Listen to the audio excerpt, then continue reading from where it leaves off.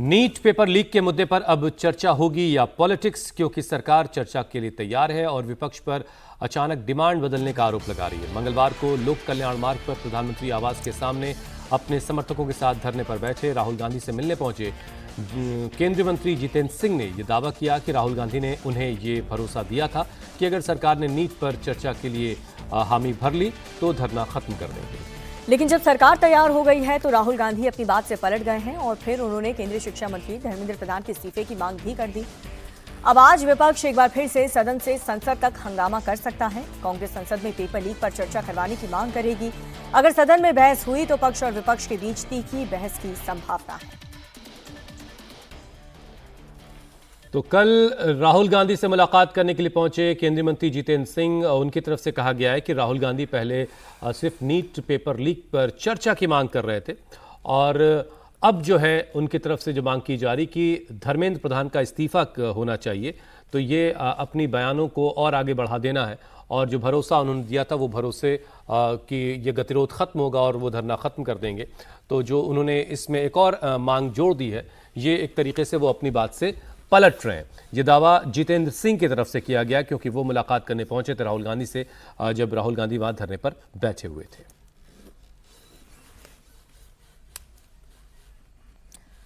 अब NEET paper leak पर सड़क से संसद तक सियासत गरमा चुकी है। विपक्ष सरकार को घेरने में लगा हुआ है, इस पूरे मामले में बहस की मांग कर रहा है। हालांकि सरकार का यह कहना है कि वो सदन में चर्चा के लिए पूरी तरह से तैयार है, लेकिन फिर भी विपक्ष सड़क पर हंगामा करने में लगा है। जंतर मंतर पर पहुंच करके तमाम विपक्षी दलों के नेता सरकार के रवैये पर सवाल उठा रहे हैं। देर रात भी जंतर मंतर पहुंचे उद्धव ठाकरे ने सरकार को घेरा और आरोप यह लगाया कि सरकार छात्रों का भला नहीं चाहती। अखिलेश यादव की तरफ से कहा गया कि वो तब तक प्रदर्शन करेंगे जब तक सरकार छात्रों की मांगों को नहीं मान लेती। हालांकि सरकार की तरफ से कहा जा रहा है कि वो मामले में कड़ी कार्रवाई कर रही है, लेकिन विपक्ष सिर्फ लोगों को गुमराह करने में लगा है।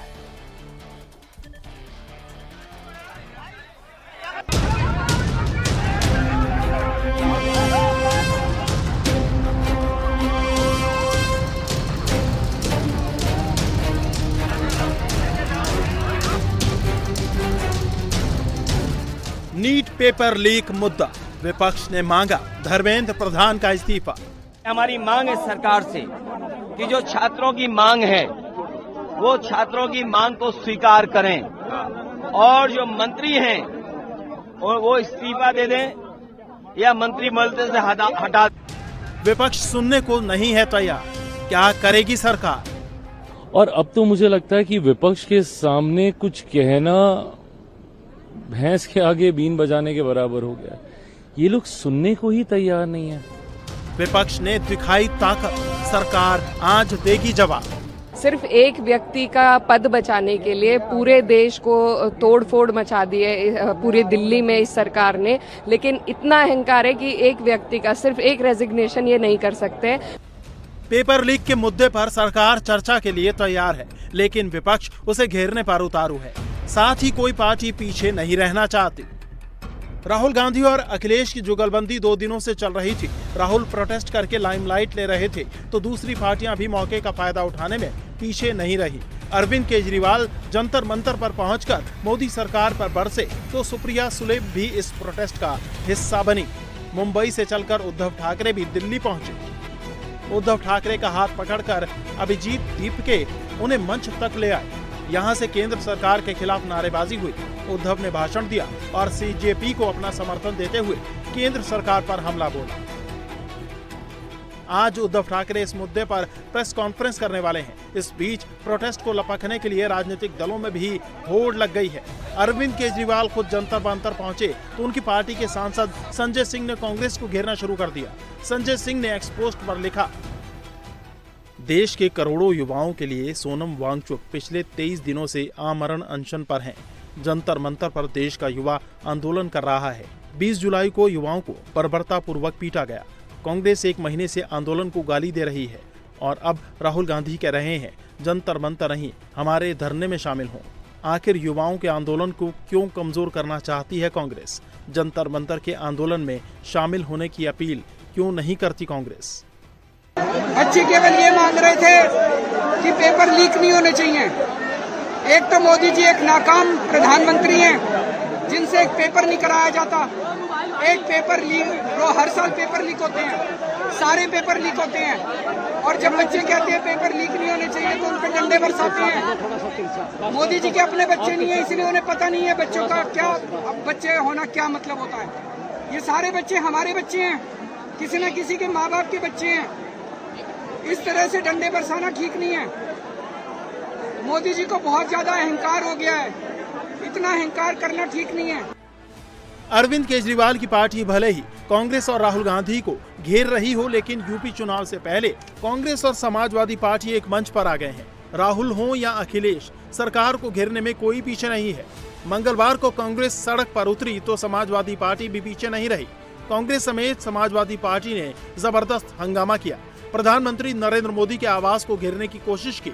जिस गेट से प्रधानमंत्री आते जाते हैं उस गेट को ब्लॉक कर दिया गया। इस दौरान राहुल गांधी को अखिलेश यादव का पूरा सपोर्ट मिला। राहुल गांधी के साथ साथ अखिलेश यादव को भी पुलिस वालों के साथ धक्का मुक्की हुई, उन्हें भी हिरासत में लिया गया। हालांकि बाद में दोनों को छोड़ दिया गया, लेकिन अखिलेश यादव ने कहा कि उनकी मांग बदलने वाली नहीं है। वो अपनी मांगों पर तब तक अड़े रहेंगे जब तक सरकार मांगे मान नहीं लेती। जो मांग छात्रों की है, सरकार को छात्रों की मांग माननी चाहिए। जो उन्होंने मांग रखी है उसको स्वीकार सरकार को करना चाहिए। और सरकार ने जो अन्याय किया है छात्रों के साथ, युवाओं के साथ, जिस तरीके से उनको पीटा गया, उनका सर फोड़ा गया, हड्डी तोड़ी गई, करंट लगाया गया, और जो कुछ सरकार कर सकती थी सरकार ने दमन करने की कोशिश की है। लड़कियों के कपड़े फाड़े हैं। क्या ये लोकतंत्र में उम्मीद कर सकता है किसी सरकार से? और जब शांतिपूर्ण आंदोलन और प्रदर्शन चल रहा उस समय, इसलिए हमारी मांग है कि सरकार जो छात्र हैं, युवा हैं, उनकी मांगों को मान लें। राहुल समेत विपक्ष प्रोटेस्ट कर रहा है, सरकार से चर्चा की मांग कर रहा है, लेकिन सरकार का कहना है कि विपक्ष सिर्फ हंगामा करना चाहता है। कल्याण के लिए राहुल गांधी जी वहाँ बैठे थे तो प्रधानमंत्री जी को, भारत सरकार को चाहिए था कि शिक्षा मंत्री का इस्तीफा लें, जिन बच्चों पे एफआईआर की है एफआईआर वापस करें, और नीट और पेपर लीक को लेकर संसद के अंदर बयान दें और पूरे देश के सामने खुलासा करें कि जो बड़े मगरमच्छ करप्शन कर पेपर लीक कराते हैं उनके खिलाफ क्या कार्रवाई करेंगे।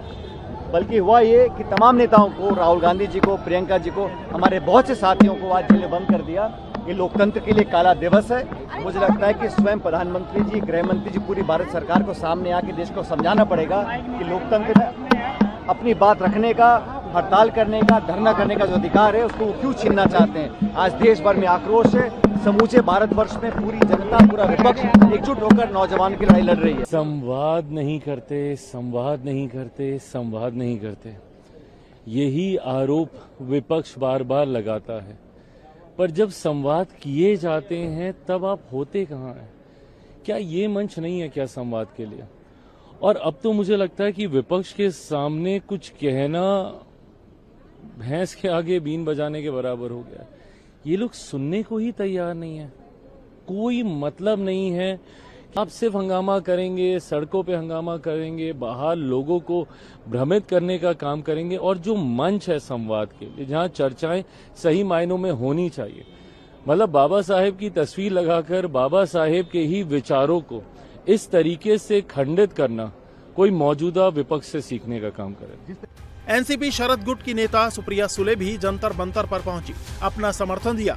सभी पार्टियां अपनी अपनी मांग उठा रही हैं, खुद को छात्र प्रेमी दिखाने की कोशिश कर रही हैं और एक दूसरे को घेर रही हैं। युवाओं पे लाठियां बरसाने वाली सरकार को सत्ता में रहने का कोई नैतिक अधिकार नहीं। देश के युवाओं का भविष्य चौपट करके देश के युवाओं पे लाठियां बरसा रही है ये सरकार। हमारी मांग है धर्मेंद्र प्रधान इस्तीफा दे और लोकसभा और संसद में देश की शिक्षा और परीक्षा व्यवस्था में संपूर्ण बदलाव पर चर्चा हो। जब तक ये मांगे पूरी नहीं होंगी तब तक हम लड़ाई लड़ेंगे।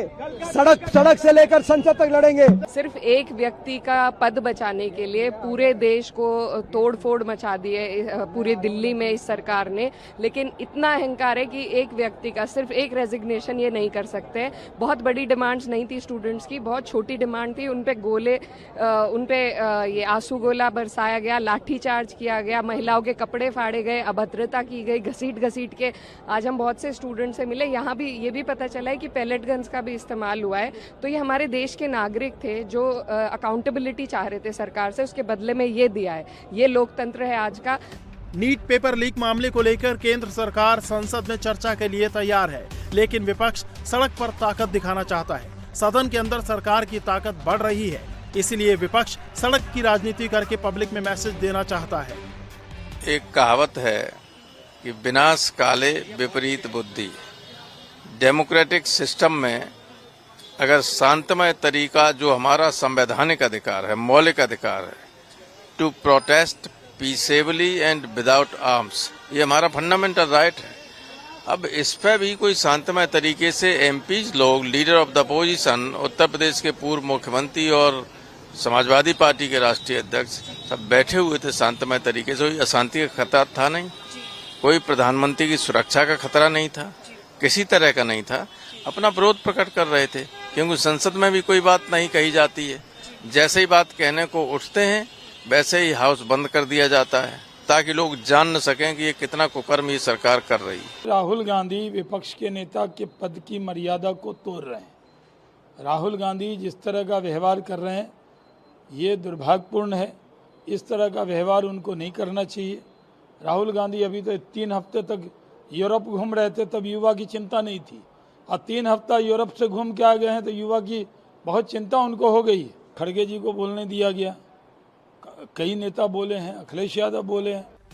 आज संसद पर सबकी निगाहें हैं, जहां पेपर लीक पर चर्चा की मांग सरकार ने मान ली है। देखना होगा कि सड़क की तरह आज सारी पार्टियां संसद में जोर लगाने की कोशिश करती हैं या हंगामा जारी रहता है।